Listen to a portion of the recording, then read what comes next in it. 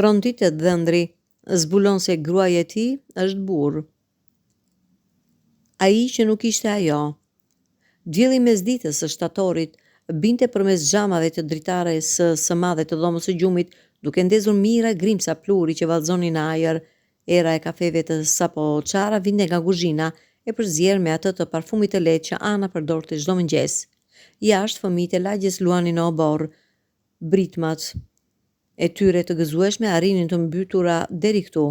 Brenda mbretëronte një paqe përkryer, ajo paqja e ditëve të zakonshme që njeriu e merr si të mirëqen. Bledi ishte ulur në skajin e shtratit, me njërën këmbë të vënë mbi tjetrën, duke lidhur ngadalë liset e këpucëve. Ishte e shtunë dhe ata kishin planifikuar të shkonin për drekë te prindrit e Anës. Një ritual i përjavshëm, i dashur dhe i mërzitshëm në të njëjtën kohë. Ana qëndronte para pasqyrës së madhe të komodinës, duke rregulluar jakën e bluzës së tij. Përmes pasqyrës, sytë e tyre u takuan dhe ajo i buzëqeshi. Ai u përgjigj me të njëjtën ngrohtësi, por diçka në atë shikim të saj, një hije e lehtë në thellësi të syve të saj kafe, e bëri atë të ndalonte për një sekond. Ishte vetëm një moment, do të mendonte më vonë, por farat e dyshimit shpesh mbillen në ato momente që skena i haron. 3 vjet martesë, 3 vjet që nga ajo ditë vere, kur kishin bashkuar jetën në një dasmë të vogël, por plot dashuri në fshatin e saj. Njiheshin prej kohësh që në shkollë të mesme, por dashuria kishte lulëzuar vonë, papritur, si një lule që pret stinën e duhur. Ajo ishte e qetë, e menduar, me një butësi që e qetësonte atë, Bledin, që nga natyra ishte më i vrullshëm, më i jashtëm. Ata ishin çifti perfekt për të gjithë ata që i njihnin. Miqt po kishin zili harmonin, prindit e të dyve adhuronin njëri tjetrin. Por muajt e fundit Bledi kishte filluar të vinte re gjëra të vogla që në fillim nuk i kishte kushtuar rëndësi. Mënyra se si Ana shmangte zhveshjen e plot para tij dhe kur bëni dashuri, duke preferuar gjysmë errësirën. Mënyra se si mbante një distancë të caktuar kur lahej, kur u mbështillte menjëherë me peshqir. Disa herë kur ajo flinte dhe ai zgjoi natën, e kapte veten që e shikonte dhe i dukej se profili i fytyrës së saj të qetë kishte diçka të fortë. Një vije noflës më të theksuar, se ç'dukej një gjerësi supesh që nuk ishte tipike për një vajzë. Pastaj ajo zgjoi dhe iluzioni shpërndai, duke i lënë vend dashurisë dhe turpit që mendimet të tilla i kishin shkuar ndërmend. Sot, gjatë rregullimit të jakës, dora e tij u ngjit pa dashje mbi dorën e saj që qëndronte ende mbi supin e tij.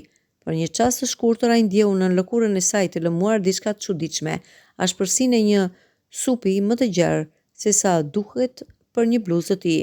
Ai i tërhoqi dorën menjëherë. Ana nuk e vuri re, ose bëri sikur nuk e vuri re. Gati, i pyeti ajo me zërin e saj të ëmbël. Po, gati, u përgjigj ai, duke i shkundur mendjen.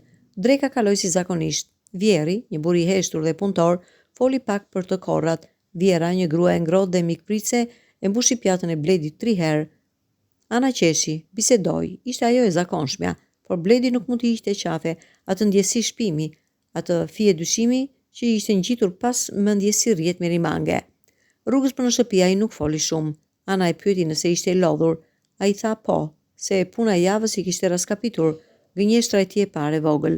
Atë natë Ana ra në gjumë shpejt, e lodhur nga dita e gjatë. Bledi qëndroi zgjuar pranë saj, duke parë tavanin. Ana hynte përmes perdes dhe ndriçonte fytyrën e saj. Në gjumë, tiparet i çliroheshin nga butësia e ditës, dhe atëherë Bledi pa atë që kishte frikë të shihte, pa vijin e fortë të noflës, pa hijen e lehtë të mjekrës nën lëkurë, edhe pse ajo ruhej çdo ditë dhe ai nuk e kishte vënë re kurrë, pa atë diçka që brite. Fytyra e Anës në gjumë nuk ishte plotësisht fytyrë gruaje. Një të ftohtë i akullt i përshkoi shtyllën kurrizore, mendja i punonte si i shkalluar. Filloi të kujtonte gjithçka, herën që ajo nuk pranoi kur të shkonin në plazh bashk, duke gjetur gjithmonë një justifikim, herën kur ai kishte gjetur rastësisht një faturë të vjetër për hormone, dhe ajo i kishte thënë se ishte për një problem të tiroides, herën kur ajo mbante gjithmonë bluza e këmisha të gjera, kur diçka të ngushtë që të përshkruante trupin, verbëria e tij dashurisë, e maskulinitetit të tij që nuk dyshonte kurrë, i dukej tani si një kapitull i turpshëm. Ditët në vijim ishin një mak figjall. Bledi u tërhoqi në vetvete. Shikimi i tij ndaj Anës ndryshoi. Nuk ishte më burr që shikon gruan e vet. Ishte dikush që shikonte një të huaj, duke kërkuar me ngulm shenjat, duke i vënë re çdo lëvizje, çdo gjest. Dyshimi u kthye në siguri të hidhur dhe një mbrëmje pas darkës, kur Ana u ul pranë tij në divan për të parë një film, Bledi nuk duroi dot më. Ana, tha ai me një zë të huaj të ftohtë, duhet të flasim. Ajo e shikoi alarmuar nga toni. Çfarë ke, Bled? Je kaq i çuditshëm këto ditë. Kush je ti? E pyeti ai drejt për drejt pa e lëshuar nga syt. Fytyra e saj u zben në çast. Buzët ju than, çfarë do të thuash? Unë jam Ana, gruaja jote. Mos më gënjema, zëri i ngrit plot dhimbje dhe zemërim. Të kam parë, e kam parë fytyrën tënde kur fle. Diçka nuk shkon, dhe ato faturat e hormoneve nuk ishin për tiroide. E di unë. Anës ju mbushën syt me lot, por nuk qau. Qëndroi aty ngurtësuar si prej guri, heshtja zgjati sa në një përjetësi. Pastaj ajo mori frym thellë, një frym që dukej se e zbrazi tërë qenin e saj. Bled, filloi ajo me peshpëritje. Unë të kam dashur dhe të dua. Kjo është e vërteta e vetme. Por ka një të vërtet tjetër që duhet ta dije. Bledi e shikonte pa lëvizur, me zemrën që i rrite aq fort sa ja mbushi veshët. Emri që më dhan në lindje nuk ishte Ana, ishte Arben. Fjala ra si një bombë në dhomë. Unë kam lindur në trupin e një djali, por kur nuk e ndjeva djalë. Që në fëmijëri, luaja me kuklla, vishja rrobat e motrës fshehura, lutja Zotin të më zgjonte ndryshte. Ishte një vuajtje të mërshme, Bled, një burg ku isha i mbyllur në trupin e gabuar.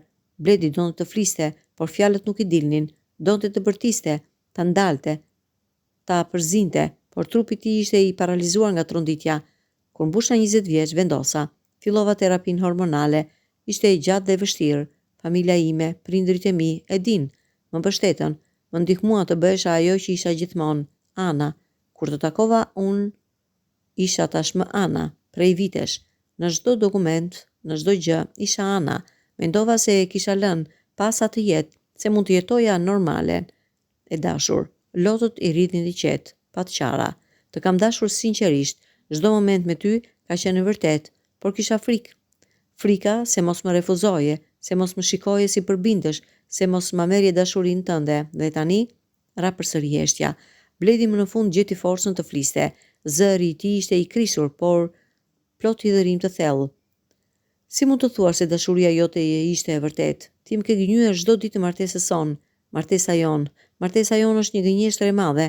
Unë u martova me një grua, jo me një burr që pretendon të jetë grua. Fjalët e tij ishin si thika. Ana u tkur mbi vete. Unë nuk kam pretenduar kur, Bled, unë jam grua, nuk është pretendim. Mos më fol me filozofi, bërtiti ai duke u ngritur në këmbë. Ti ke organin e një burri, ke lindur burr. Për mua kjo është ajo që je dhe unë nuk jam homoseksual, nuk u martova me një burr. Fjalët e fundit i përshtyu si mallkim. Ana u ngrit gjithashtu e dritur nga dhimbja dhe poshtërimi. Nuk është çështje homoseksualizmi, Bled. Unë jam transgjinore. Trupi im nuk përputhej me identitetin tim, por shpirti im, ai që të do, është shpirti i Anës. Unë nuk e njoh atë shpirtja, ktheu ai. Unë njoha një grua që nuk ekzistonte. Ti më ke vjedhur 3 vjet të jetës, më ke vjedhur të drejtën të zgjedh, të di të vërtetën, më ke poshtëruar para gjithë botës, para familjes time, para vetes time. Ai u largua nga dhoma duke përplasur derën. Ana mbeti aty në mes të dhomës së ndriçuar nga hëna e vetmuar dhe e thyer. Netët në vijim ishin akoma më të tmerrshme. Bledi flinte në divan, nuk i flisnin. Heshtja ishte e rëndë, plot akuza të pashprehura. Bledi nuk dinte çfarë të mendonte, çfarë të ndjente. Dashuria që kishte për Anën luftonte me neverin që i shkaktonte zbulesa. Kujtimet e tyre të bukura ndoteshin nga imazhet e mundshme të trupit të saj. Ai ndjej i tradhtuar, i mashtruar, i poshtëruar. Në sytë e tij ajo nuk ishte viktima e një trupi të gabuar, por autori i një mashtrimi të paimagjinueshëm. Ana nga ana tjetër po kalonte një tjetër vuajtje të madhe. Ajo kishte dalë nga një kohë gjatë errësire për të jetuar në dritë me Bledin, dhe tani drita ishte shuar. Ajo kuptonte tronditjen e tij, por dhimbja e refuzimit të tij, fjalët e tij, se ajo ishte burr, e shponin në thellësi të shpirtit të tij. Ishte pikërisht ajo që kishte frikë gjithë jetën, të mos shihej për atë që ishte, por për atë që kishte qenë. Pas një jave heshtje, Bledi erdhi tek ajo, duke i raskapitur, i plakur. Unë nuk mund ta pranoj këtë, i tha ai me një zë të lodhur. Më vjen keq. Ndoshta për ty është e vërteta jote, por për mua kjo nuk është jeta që zgjodha. Unë dua të kem fëmijë një ditë, fëmijët e mi, edhe ti nuk mund të më japësh. Unë dua një grua në çdo kuptim të fjalës. Çdo fjalë e tij ishte një gozhd më shumë në arkivolin e martesës së tyre. Ana nuk u përgjigj, nuk ishte çfarë të thoshte më. Ajo kishte thënë të vërtetën e saj dhe e vërteta nuk mjaftoi. Vendimi për t'u ndarë erdhi natyrshëm, si përfundimi i pashmangshëm i një sëmundje të rëndë. Bledi kërkoi asaj të largohej nga shtëpia, të paktën për një kohë, deri sa të qartësonin gjërat ligjore. Ana u largua pa bërë bujë, duke marrë vetëm një çantë vogël, por historia nuk mbaroi me kaq. Bota e jashtme nuk ishte aq e lehtë për t'u menaxhuar sa dhoma e tyre e gjumit. Prindrit e Bledit filluan të pyesin. Miqt vunë re mungesën e Anës dhe Bledi, i mbushur me dhimbje dhe zemërim, bëri diçka që do e pëndohej thellë. Një mbrëmje te prindrit e tij, pas disa godave verë, i shpërtheu goja. Ajo nuk është grua, është burr. Martesa ime ka qenë një gënjeshtër. Fjalët i than para nënës dhe babait të tij që mbetën të gojë hapur. Dhe si zjarri në step, lajmi u përhap. Në qytetin e vogël skandali ishte i madh. Anën filluan ta shikonin me përbuzje aty ku dilte. Disa miq të përbashkët i shmangeshin. Familja e saj, që deri atëherë kishin mbajtur sekret të fshehtë, u gjend në qendër të një stuhie turpi dhe thashethemesh. Babai i saj, një burr i moshuar, pësoi një atak në zemër nga tronditja. Bledi ty deshte përballej me pasojat e veprimit të tij. Nëna e tij nuk fliste për disa javë, të merruar nga ajo që kishte bërë. Miqt më të mirë ja mbajtën Anën Anës, duke thënë se ajo meritonte të kuptojë, jo të gjykojë. Vet Bledi filloi të dyshonte në drejtësinë e zemërimit të tij. Një natë, muaj më vonë, ai mori guximin të atakonte Anën. Ajo jetonte tani në një apartament të vogël me qira, në një qytet tjetër. Bullzët i kishte humbur, syt më të thellë, por kishte një qetësi të re në fytyrën e saj, një pranim të dhimbshëm. Erdha të kërkoj ndjesi, tha Bledi me zë të ulët.